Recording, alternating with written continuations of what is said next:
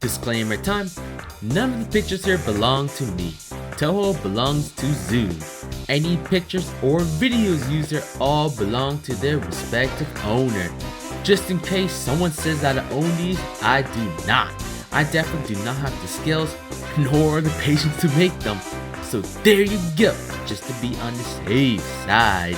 Without further ado, let's begin! From Oni lovers to release dates and even the Horai Elixir.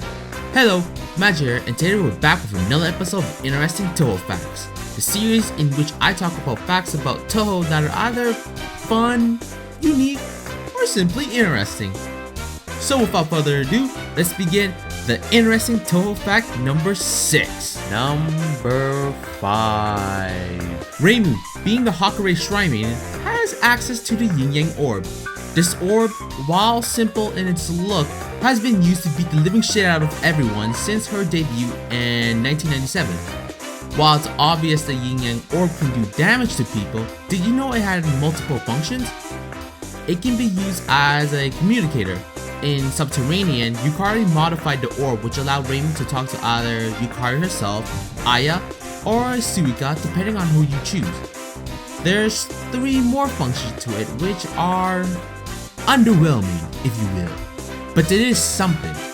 In Story of Eastern Wonderland, depending on which ending you get, Genji will tell you the quote-unquote true power of the orb.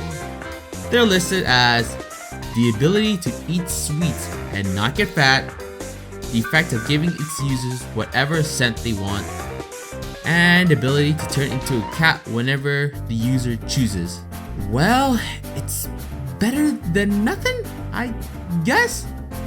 But to be fair, the ability to eat sweets and not get fat might explain the small hitbox Reimu always has. Number 4. For those reading Wild and Horned Hermit, there are a few chapters where Suika comes in and reminds the audience that Kaizen's not a hermit. Now this is important because it allows me to talk about these two in particular.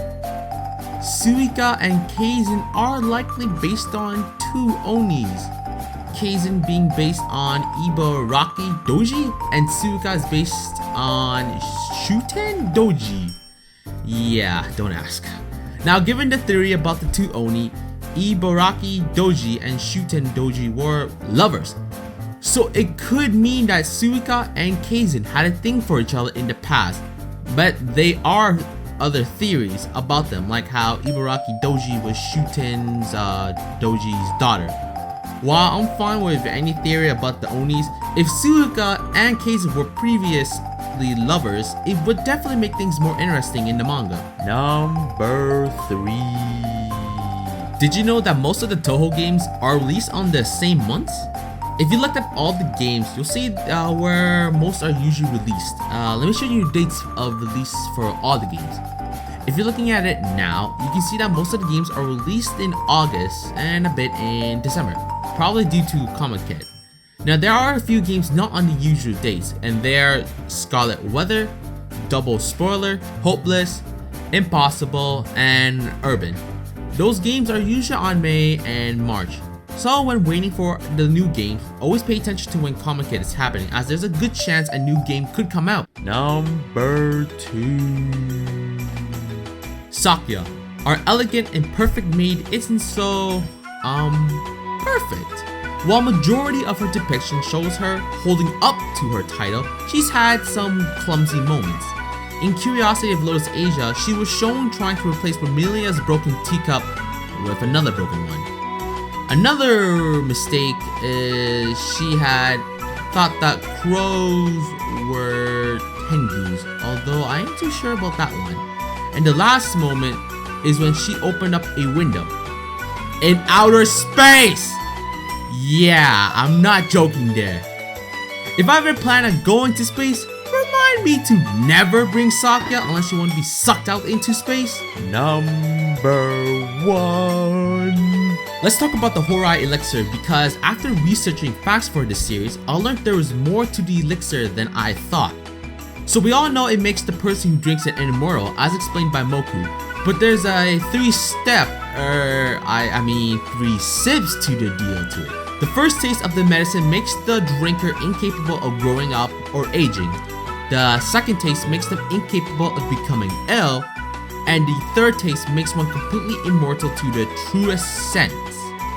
So technically, you can kinda choose how far you want to take your immortality to go. But if you're drinking the elixir at that point, I don't think you'll really care about the 3 taste deal or whatever. But it is an option. And apparently the ingredients used to make the elixir remains in the person's liver, and anyone eating the raw liver is said to grant the same immortality as well. The original person will die since they're already immortal. And since Erin made the elixir the true elixir of immortality, she probably made it irreversible as well, making its effects permanent. Alice points out that the soul is invincible. Yuyuko and Yukari's scenario in Imperishable Night makes it seem that the elixir itself isn't a power that keeps one immortal, but makes one an existence completely independent of even the concept of reality, thus making one not subject to the balance of life, death, or even manipulation. Although you can feel the pains of injury still. Holy fuck! Erin, you are one smart and crazy son of a bitch to make something this intense. Alright, aside of the heaviness of learning the true extent of the Horai Elixir, I hope you guys enjoyed this episode.